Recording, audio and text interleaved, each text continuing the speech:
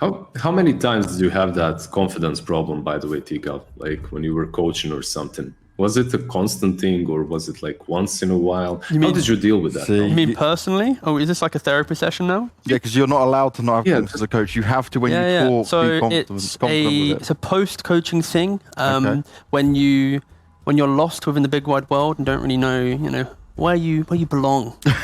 That's kind of where it is now. So, for example, and also the perception. You don't want to be overconfident, and you want to try and stay humble to yourself. So that's kind of like a middle ground. Trying to be humble but not arrogant, and also just not an idiot. So somewhere along those lines. I'd never call you an idiot. Thank you. So what you're saying is you're just trying to be normal, right? A normal human being. Yeah, exactly. He's just trying to coast, basically. He's not actually that confident in his talent, Lizard. He's going to coast rather than succeed to the levels he could do. Yeah, like that's it. On camera, I would like to be just a normal person. In my own work. Mate, we can't say you're going to be a normal person after we were talking about selling your feet pictures yesterday. My man, see, plugging that one too, boy. What? Oh yeah, Liz, you went in yesterday. Do you not have the? All right, okay, quickly. Right, so Lizard, when studios we have sandals, right, and you can't wear socks because socks and sandals ain't a thing. So you got to have your feet out in the studio. So yeah, just a lot of screen time on these bad boys. You got to make sure you angle it away. But luckily, Khan. Oh, wait, great! What am I going to do with my OnlyFans? Your OnlyFans? Well, quickly plug it, mate. Go. Yeah. Oh, they're wearing sandals and socks on the Russian stream. Did someone tell them that's just not allowed? That's like lack of method acting. I guess YXO, he can do it because he's an old man like me, so like we're dads. This is kind of grandpa style, but everyone else is not allowed. You're from England, mate. You know, like how to identify a chav, right? There's sliders and socks, right? So, do you want to have the chav perception or these beautiful? Raise them up a bit. Yeah, no, we're good. He doesn't want to show them off. No, thank you. Lizard's gone for bare skin on the shoulder, and we're sticking with the bare feet. So Khan going for an early pick Darkseer, and with the Tiny. So they have the combo, but I'm just a little bit scared that they just lack a lot of early damage. Like they've got Tombstone slow. They have this like cute burst. But right now, like, they need something else to bring into their draft. It's that word again. You said cute again. Oh, it's that cute. Whenever you say cute about any of these teams, it's bad for them, T-Gov. No, that's what I mean. You're literally cursing them. Of course. That's like how I'm using the word. It's like, it's on... Okay, I'll just reiterate. Say how it is. I'll reiterate. This is trash. No, it's like, to be clear, when I say cute, I mean like, when you look at a team like OG, they have elements of a draft that have like strong timings and pairings to play aggressive, and then it comes together because of like always having it be on the same page. It's like this lineup, if they play super aggressive, they have that ability to sweep across the map. It is a very cute play style, but as soon as you make one mistake, it's fundamentally broken and you lack a lot of like kind of basic mechanics you need in a draft. i.e. wave clear, tower defense, so cute. That kind of helps you out with everything, right? You have the Batrider, Tiny as well. I wouldn't say that he's the first wave clearer. Same goes for Darkseer once he gets a couple of levels, right? Your Iron Shell, you pop it on a creep. If you have a dominated creep as well, you can do that and just shove out lanes. But I would agree with the cute assessment because this Darkseer +1 combo on the side of Khan can be ridiculously strong, but it can also fail heavily. They did ban out some heroes that are pretty good versus the Darkseer. They banned out the Antimate, right? The Spectre is out too. Yeah, just strong. The other thing as well with Darkseer is they have the Tiny pairing, but it normally gives up a free lane for the carry, right? So like for example, Anti-Mage, complete free lane. There is potential Darkseer can kill him with the level 6, the wall throwing in Anti-Mage, but realistically, you just give free farm to that carry. And again, with the Batrider pick, it does enable quite heavily the draft because we saw how with Team Nigma, with the mid Batrider, it really does wreak havoc post laning phase completely across the map. And Tree, Furion, and like these heroes do not want to play against Batrider, so they are aligning themselves for a really strong, all-out aggressive. We can sweep across the map, force you to farm like one quarter. But I need to see them have a win condition here right now. I need to see a hero and go, okay, that's how they're going to win the game with this aggression. That's what they definitely need, right? Because when you look at these 4 heroes, they are pretty much your space creators. Sometimes in some games, you can go for Tiny right-click build, right? Your carry Tiny. It's not that weird. We have seen it in the past weeks too, but they do truly need that big win condition. But the rest of these heroes, they're very flexible as well. When you look at Khan, like this Darkseer, same like the Doom in the first game, can be played on offlane, can be played mid. Both of these heroes are played by both Cheshire Cat and Pikachu. Cheshire Cat played a lot of Darkseer, played a lot of Batrider. Wouldn't be surprised if we picked either, right? The Batrider on the offlane is great. And with the PL and Slark bans, that should probably give it away, right? The Bat plus the Tiny or the Darkseer. Like they could also just go for like sure. a casual Void, for example. Oh, Morphling. Okay, there's the win condition. Right, nice. Sure. That's it, right? Yeah, okay, that's fine.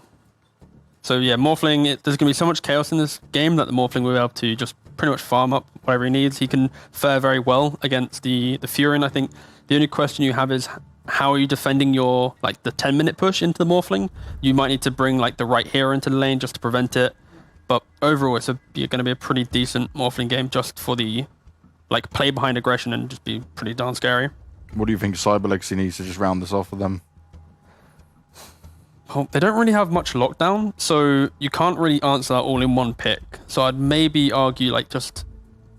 I don't know, actually. Give me a moment to think. Lizard, mate, take it away. Let me think for a second. Thanks, mate. One thing that I'm going to say is when Khan banned out that Slark, I thought that it's mostly because of the Batrider, right? Because he's one of the better heroes. But if you consider the Darkseer is on the offlane and that is safe lane, then that Slark ban makes a lot of sense as Morphling is your next pick, right?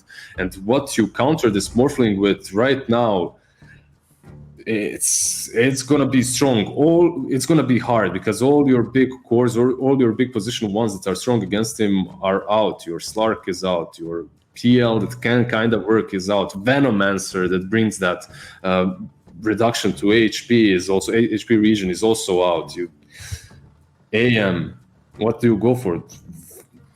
Void. Okay. Ricky. Okay. All right. So in terms of it's aggressive. Yeah, so in terms of the Ricky bit, right? You're going to be able to, like, surprise the Morphling. If you get the smoke cloud before it attribute shifts, then of course you're going to be pretty squishy and you can die. My fear is simply they're so locked into doing, like, they actually don't really do any damage early on. Like, you got Furion ult, you've got maybe Void Spirit with level 6 as well, but other than that, it's pretty lackluster. And then you look at Khan, all they need is, like, Tombstone, like Avalanche Toss on Tiny, any levels on Batrider, right? So I think the early fights are going to be very much Khan favored.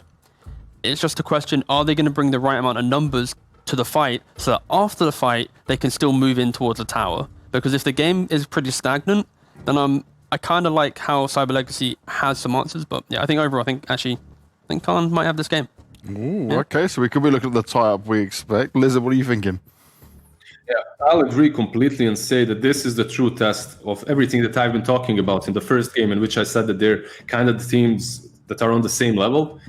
Khan should take this game because there's so many things lacking for Cyber Legacy.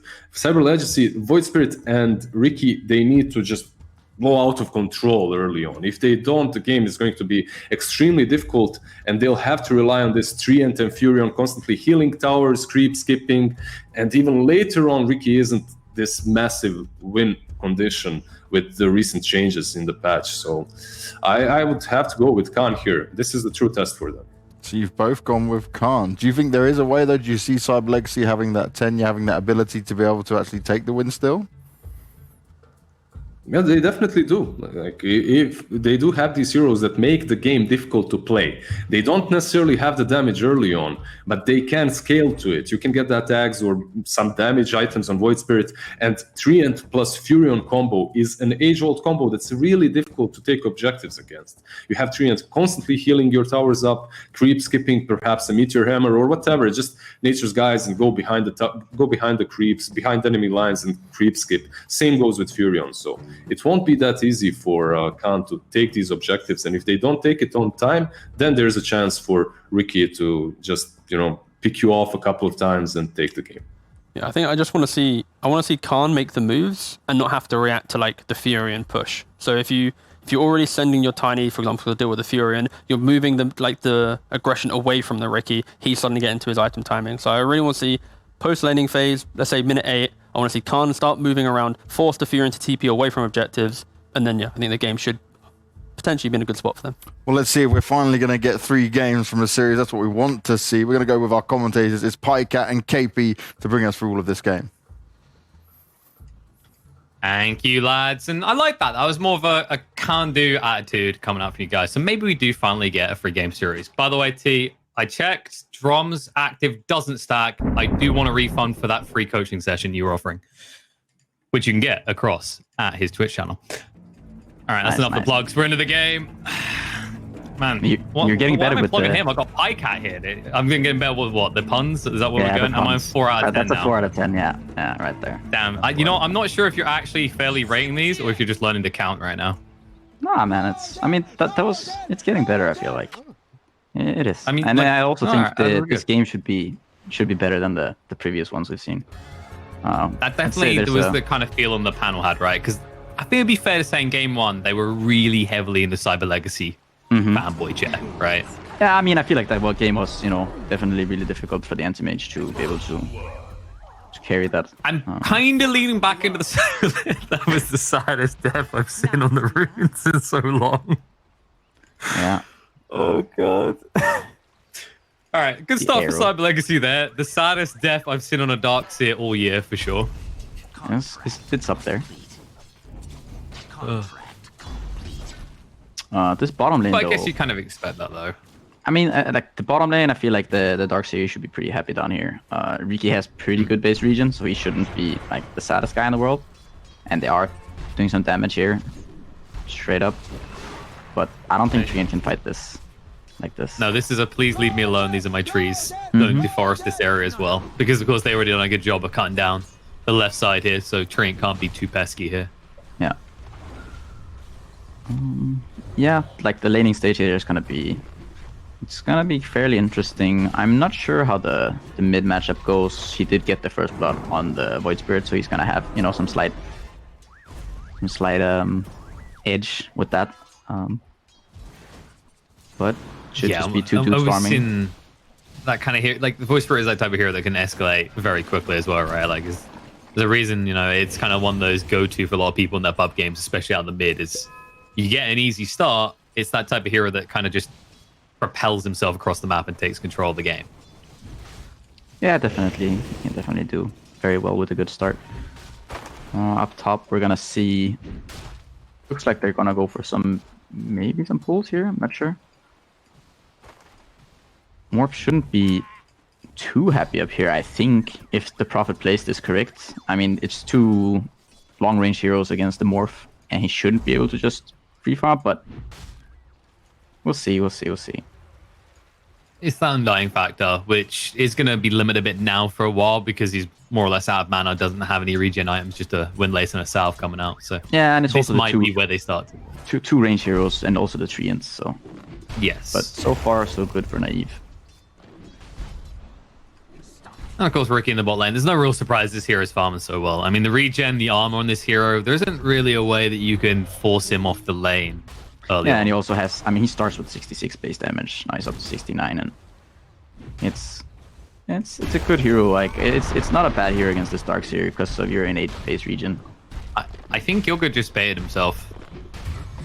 Oh no, that was close. Okay, that was the big thumpers. Gilgud just about won that duel from Slayer. I think Leech Seed ran out like the worst time. If he had like one more tick, maybe. Yeah. A little bit cheeky kill him, and then Gilgud will just deny himself the tier 2. Yeah, I'm curious here. The Batrider went for the 2-0-1 build. I think he potentially had the kill on the Void Spirit if he had the Flame Break. He does have a lot of one-shoters. So. Yeah, and also you're kind of worried about the Dissimulate, right? Like, in this type of lane, the Void Spirit has to take an early point Dissimulate, so he can kind of dodge out a lot of that damage. Yeah, nah, for sure. An easy shot. But is it me, or does it feel like if this ends up kind of chill passive, they reach 6 at the same time, this should be magical with the advantage out of this lane, though? So you have a lot more kill threat with 6, right? Yeah, I think it's gonna be fairly easy for him to make like a lot of plays. There's like some you know, like some spirit remnants into arrows, and he can kind of rotate to a lot of lanes. The morph shouldn't really be dying unless the Riki rotates. Like I feel like you would need the Riki to be able to kill this morph. But he could probably, you know, rotate towards the bottom lane. Rune won't be picked up. Actually, it does in the end. Invis on the Gilga, but Pikachu wishes he's the one who was in possession of it, as they'll chase him down and get the bigger kill. Slayer? Looks like he'll actually go down as Gilga wins another one. That's 2-0 between these two. The bigger kill definitely achieved, and that should start to propel Magical, right? Like, you know, CS-wise, he's got good denies. That's now a second kill after he got the first blood. Bit worrying. Yeah, you're definitely not happy if you can't. That trade. And you were mentioning about like well the... That's true. I was gonna say you were mentioning about like the potential setup for Void Spirit. It's also the fact like there's always this Nature's Prophet factor, which they are actually doing a good job of, you know, shutting out the lane right now. But as it goes on, there is that concern in the other two lanes how easily he can show up, teleport. Ooh, the suddenly arrow. You're outnumbered. Oh, whoa. Okay. Bignum won't be greedy. He won't try and kill Black Archangel as well, but good trade coming out from Rana. We'll secure both the top runes as well.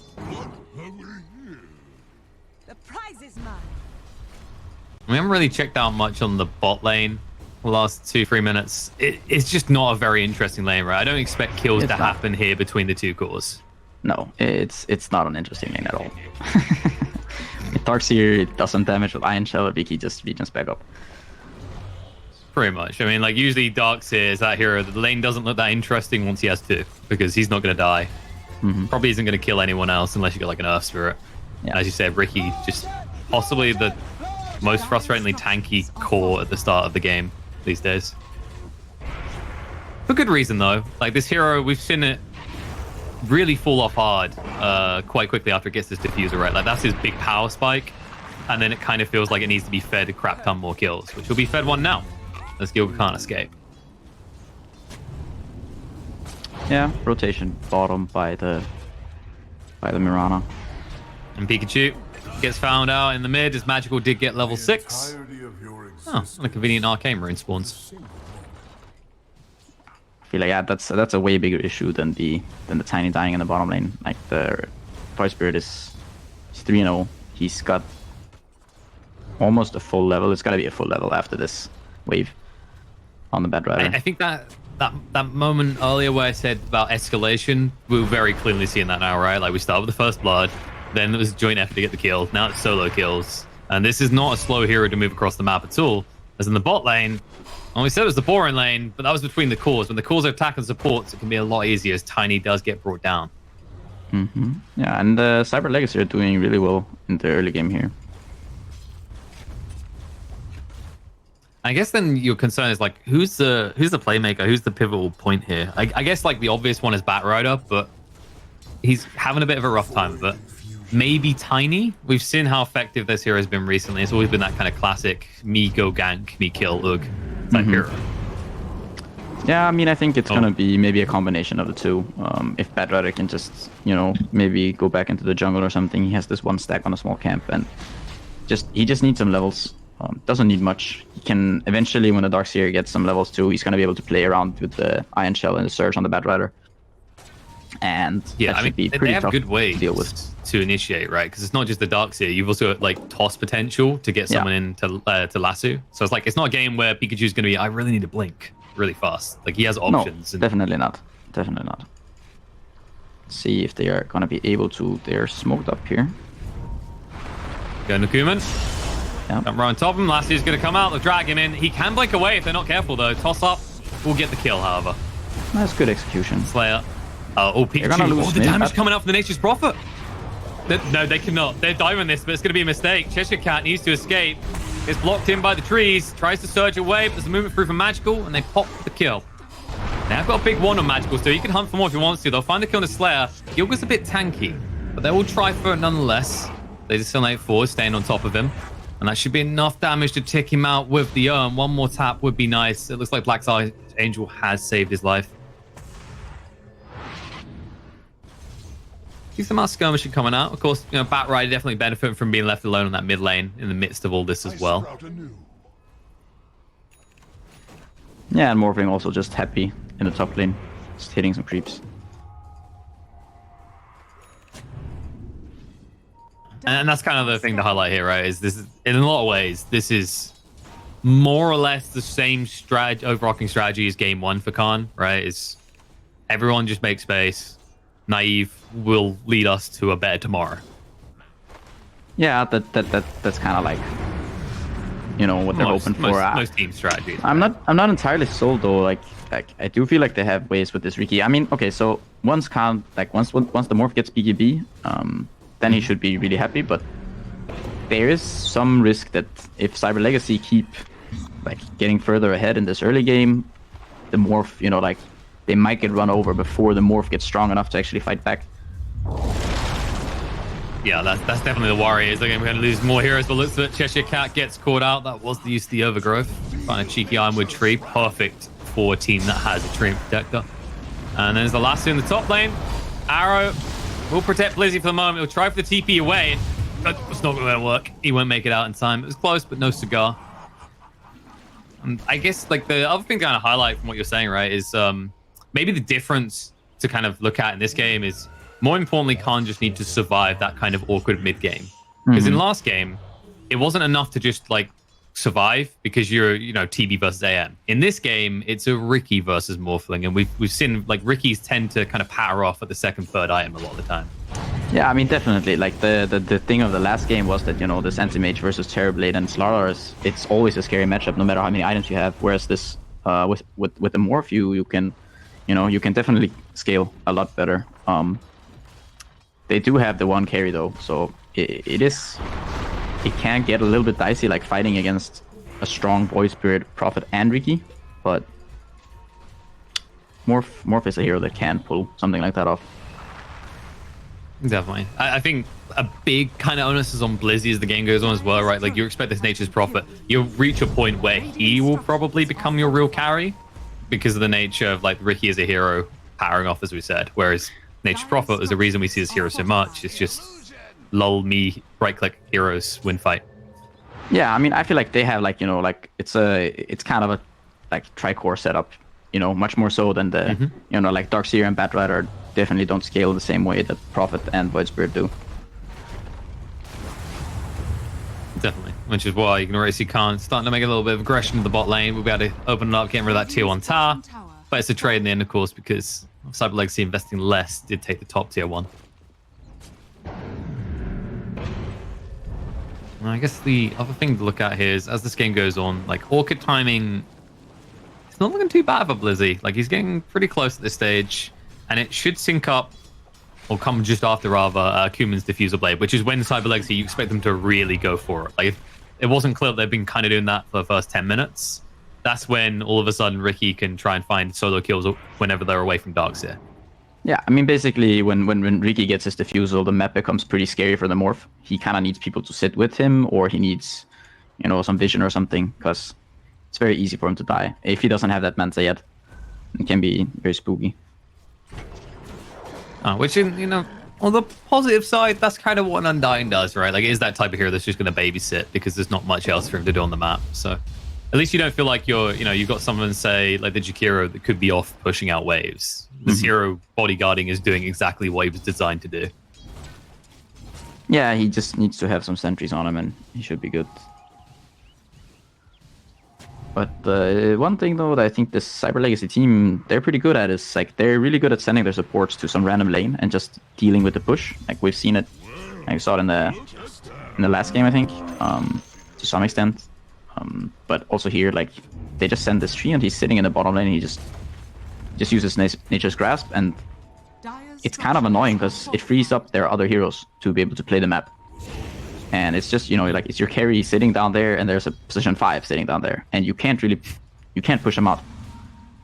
I guess the backfiring element is what we just saw top, right? Is because it's very clear the train is there and they've stuck Riki in the more risky lane, we just saw how easily he got picked off by the combo of the Darks and the Tiny. So that's something that they want to kind of be conscious of, is don't maybe have your most vulnerable hero at the cause in that area.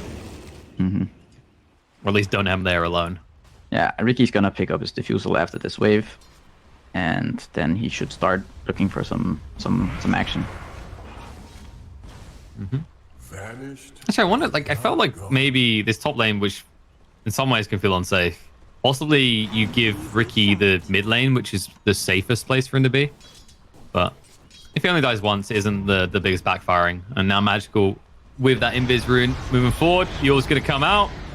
Nice block. Gilgo says, "I'll save you, Mr. President." Thus, the gank will end.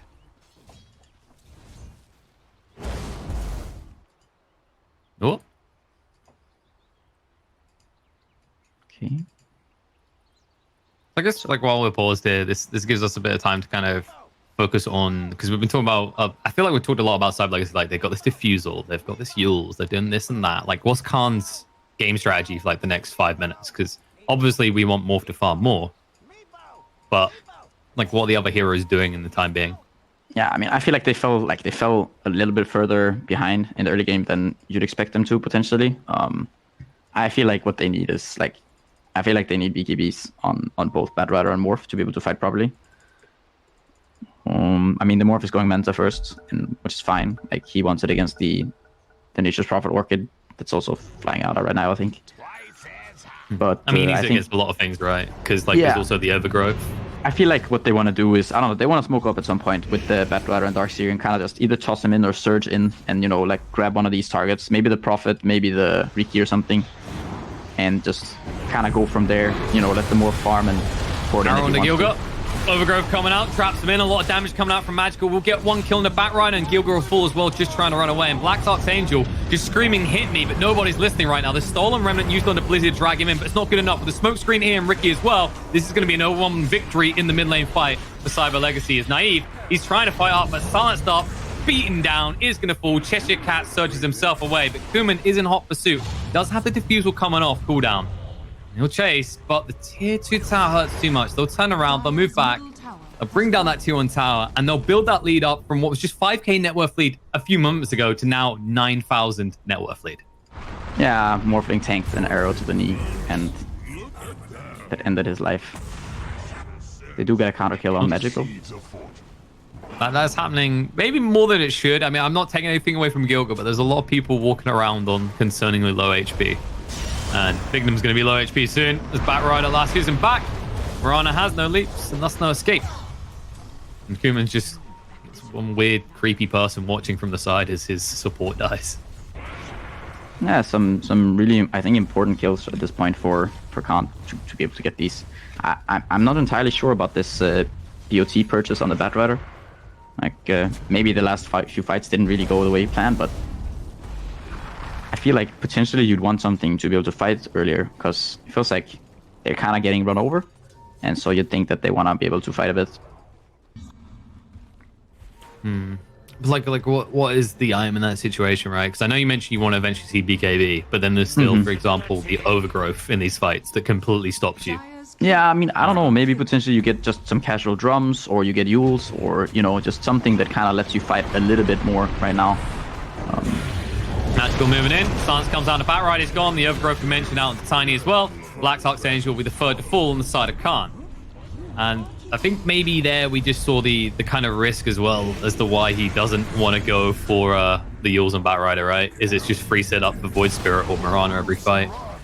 No, definitely. It can. I mean, like, Bignum, he's hitting all of his arrows, it seems, so when that happens, this Mirana hero is pretty scary.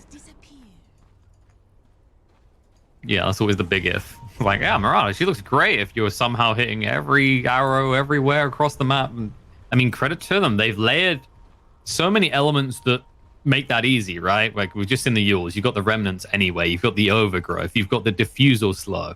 You've got the Sprout. Like, I mean, I'm not taking anything away from Bignum, but if we were to say easy to do your job Mirana game, like, in a lot of ways, this does tick that box. Yeah, I mean, it's definitely easier to play when you're kind of that far ahead from the laning stage. There's not so much pressure on him to, you know, to do all these things, and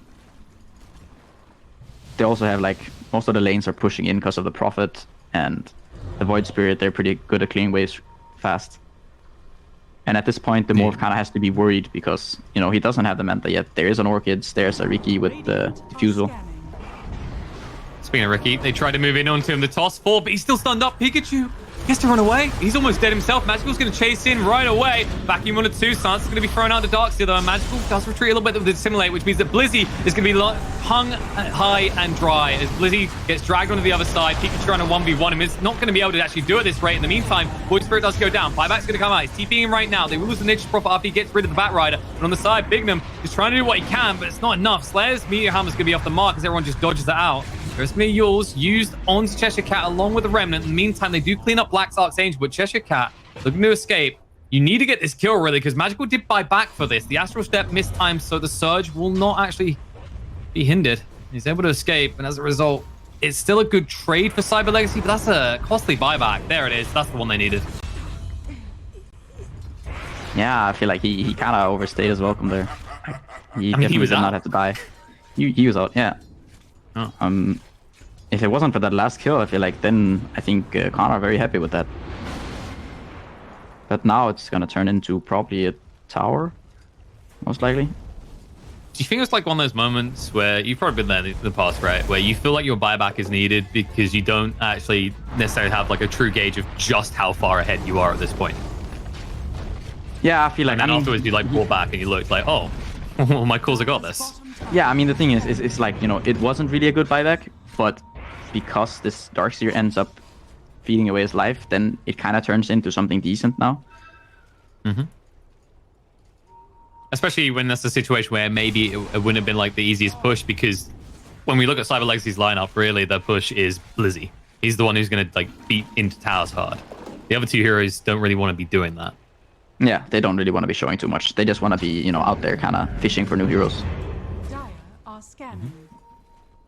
I don't know what Magical's going for next. He's actually going the Axe build on the Void Spirit. Yeah, so he is queuing up like the BKB now on the bat, but you know, it's like you kind of want him to have the BKB right now on the bat. Mm-hmm. He needs to be able to fight now, not in, you know, not 3 minutes or 4 minutes from now. Yeah, as the kind of case, like in this window, now that window's going to pass, where once you have the Ags on Void Spirit for comparison, your Morphling will not be comfortable fighting ever. Yes, he has Manta, but he's still going to get Sars. He's still going to get Yules. He's still going to get screwed over in these fights a lot of the time. And in that regard, it's not like he's going to go BKB next. Yeah, and he feels like, you know, like he feels he needs the Ethereal Blade to be able to actually deal damage and kill heroes, but at the same time, he also needs the BKB to be able to fight and survive. But they need to, you know, they need to rely on some really good execution and on potentially some mistakes from Cyber Legacy at this point. And it's looking less likely. You know, this net worth lead, they're giving themselves a good padding to kind of cover the small slip-ups in the fights, right?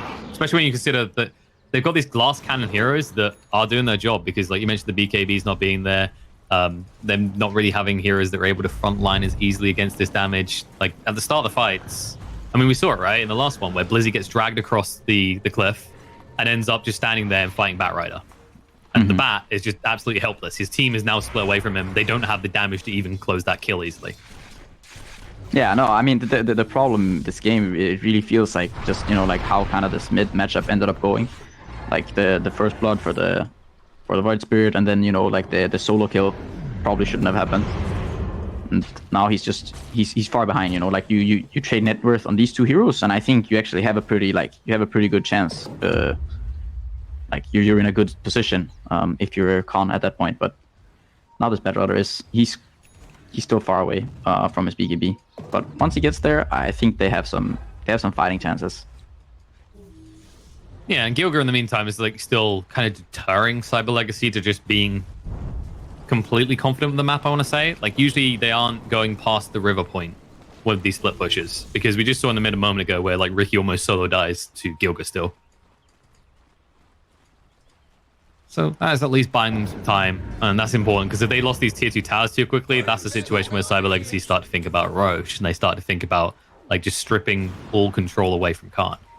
Yeah, speaking of Roche, they are in there. I mean, this might give them a fight though, if they realize that this is happening. Let's see them move across. There's smoke now. Pikachu going for the high ground. And this is not a quick Roche, by the way. This isn't like full glass cannon Nature's Prophet, because he did go for the pipe build. Magical gets pushed out of the pit. Will dash across, and the Remnant straight into an arrow. Back Rider's going to go down. The Overgrowth controls up the rest of the side of Khans. They can't fight. They're trying to TP in with the boost. Travis going to fail, though. They're not able to do it. He actually TP'd to one of the zombies. Oh, no. Now they're going to chase down Naive. He's caught alone. He's trying to retreat.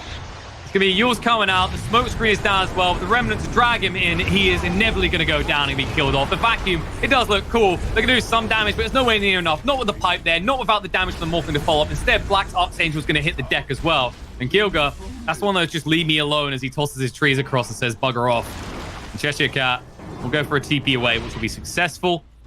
But inevitably, the big deal there is they lose the Morphling. And now, if you want his legacy, you could just go back into the pit.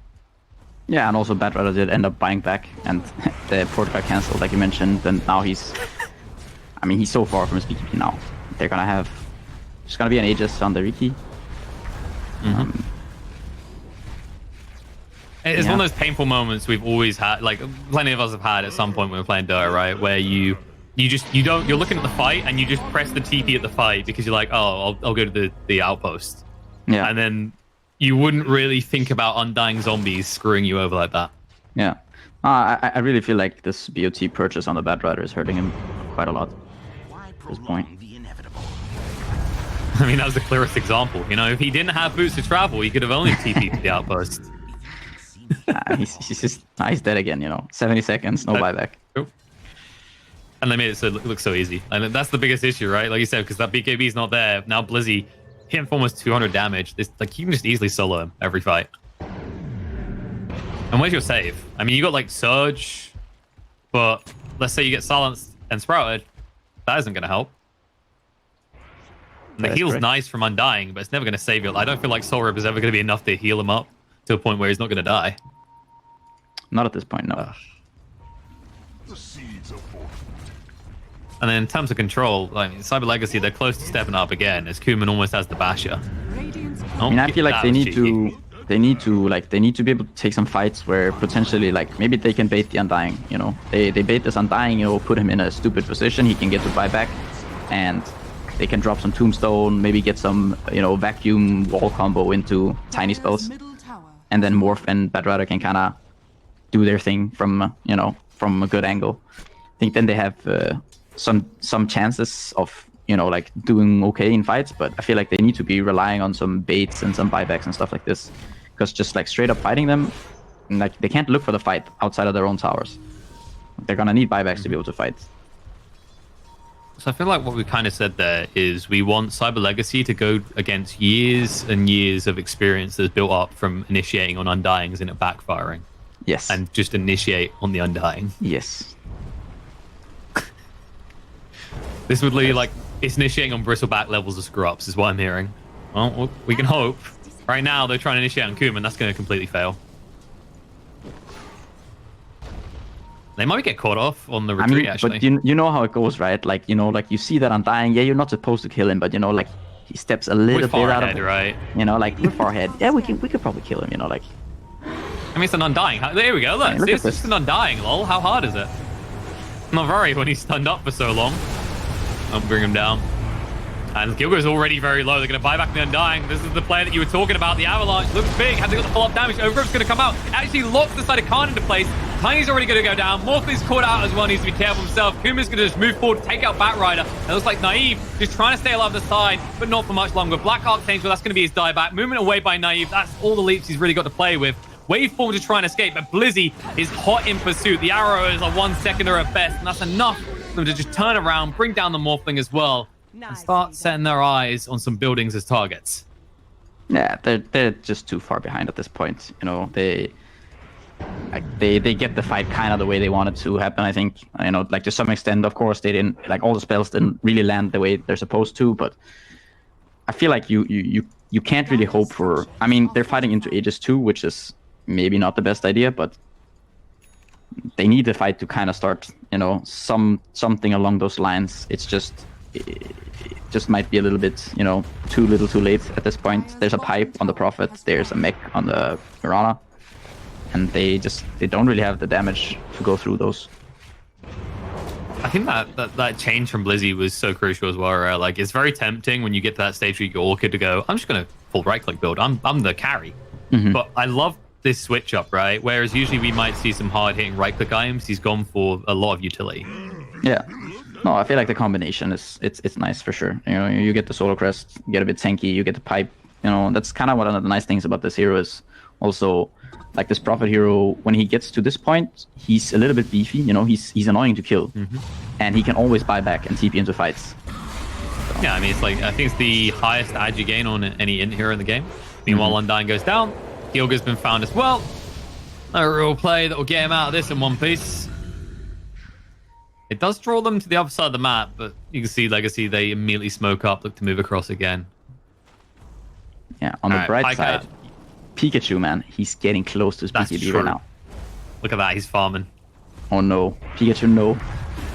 Looks like the Cyber Legacy farming something else. Not just his creeps, but him as well. Alright, Bycat, you read it perfectly last time. You said what they needed to do. They've done it, it didn't work, but they still trust you. You're still their coach. Right. Kana listening again. What do they do? I mean, they gotta get the BKB on the bat. Maybe they can play, like, they can try to do some stuff, you know, like some cute stuff with Tiny. Once the Aegis expires, yeah, it's gone now. They can try to, you know, potentially toss some guy back into base, vacuum him further in, just pull him into tier 4s, whatnot. Like, you need to play around. Let's just send him to the fountain. Yeah, but like that's the thing, right? Like, now you gotta get cute. You know, you gotta get creative and think of ways to actually, because, you know, straight up, you're never going to be able to fight them. You're 22k, 23k behind at 30 minutes. You need to, you know, bait them into fountain. That's where we're at right now. Is this how you turn around your pub games? I mean, you know, it's like, guys, go end, right? You know, like, oh yeah, they always believe it. I broke my items, and then you know, like, they come and they start diving fountain, and then, you know, you kill them, and then you're like, guys, come on, stop diving fountain, go end, and then they do it again, and now all of a sudden you're back. You gotta do it next level though. Like, the thing that no one ever expects is, like, you stash all your items and then you walk out. It's like, oh yeah, he did delete his items. Yep. We're giving bad ideas to the chat right now. I mean, you gotta get creative at this point, I think. Yeah. Maybe this smoke can be creative enough. Bad Rider has his BKB. Morphling hits a sentry, and the smoke is done. Blizzy might be gone. Pikachu says, hello, how you doing? Dragged him pretty far. He was going to come out because he didn't want to use that BKB. Instead, now he's stuck in place. They might just turn on Batrider quickly here. Overgrowth is going to be huge here. The wall down as well is doing a lot of work. Needs to profit buyback and get immediately back in the fight. Meteor Hammer was looking good there. Now Bignum is trying to move away from the center of the fight. Black Dot Angel is going to be brought down. Batrider and Tiny alongside him. It looks like this was the last hurrah really for Khan. This is maybe their best opportunity. And Morphling, he's tried this before. That's your final leap. Blizzy's already hunting right now. Maybe you get out, but for what? What does this achieve? Get back. I mean, you live, thumbs up. But what about your team? What about your base? What about the game? Nah, don't need those. Don't need those. My stats still look padded. It's all about the stats. Oh, you know, what we did learn from this at least is they're definitely not stream sniping, because the giveaway that they were listening to you and stream sniping is if they would all have queued up 4 staff and just sat in the fountain. Right. True. At this point, maybe they wish they did. 27,000 gold behind, and you're going to see Nature's Prophet ready to open up the last lane. Oh, and the arrow, man. Again. Oh. Like, Naivi's going to have some serious PTSD from that. I mean, it's that moment, right? When you're stunned that long, you're like, there's no way they come for me. It's like the most illogical thing for them to die for. And you still go, they're going to kill me. Yeah. And at some point, it's like, when those arrows hit you that many times, you start doubting yourself. Like, why are the arrows hitting me? And then you start moving. You check if your mouse is upside down, is your keyboard the wrong way? What have I done? Yeah, and that's when you just keep walking into every single arrow. It's mental warfare at this point. Right now, if anything, Khan, the ones that need to actually have some effective mental warfare take place on Cyber Legacy's brains, because I think There really is. The only way is really the only way is going to be the Fountain. Yeah. Or if maybe Cyber Legacy just all stay in different segments of the map, and this turns into like a PvE boss fight for Khan. Yeah. I mean, you could say the funny thing again about or they could become Cyber Legacy, right? That could be another solution. That's true, but if I recycle with that, you put me down to a 3.5 out of 10. No, I'd put you back at a 3 or 2.5. I think. There we go. All right. Yeah, I thought you were gonna be more generous considering you're the one that mentioned it. Nah. It was yours. Recycle and pump, it was your mate, creation. I know, and you just try to use it. That's a 1.5 out of 10. Well, all right. Actually, Caesar are rating. Let's rate the two teams' gameplay up to now. How are we rating Cyber Legacy on a 1 to 10 scale? I mean, I feel like Cyber Legacy they're like they understand what their heroes need to do. You know, they understand how they need to play. Like they're playing the game kind of fast. I think they're doing well. Like their rotations make sense in the early stage. I think Bignum played a good game. Magical had a good game on his White Spirit too, with the start he got, and I think they're playing the map well. Like they have some cohesion as a team. It seems like. Khan have maybe some individual performances that have not been as strong, and that kind of leads to them. Overgrowth. Big fight. I mean, this fight should summarize what you were about to say about Khan. So far behind at this point, it's just trivial for the side of Cyber Legacy to whittle them down. Yeah, you can sustain. Where is your damage? The sustain is being matched piece for piece. They move forward to Trent to try and bring him down, but they've lost both their supports. A loser Darkseer. The GG will come out, and Khan. Well, you didn't get to give him a rate. Now's your moment. From 0 to 10, where you sticking him? 0 to 10? I don't want to do him dirty like that. I'm not about that.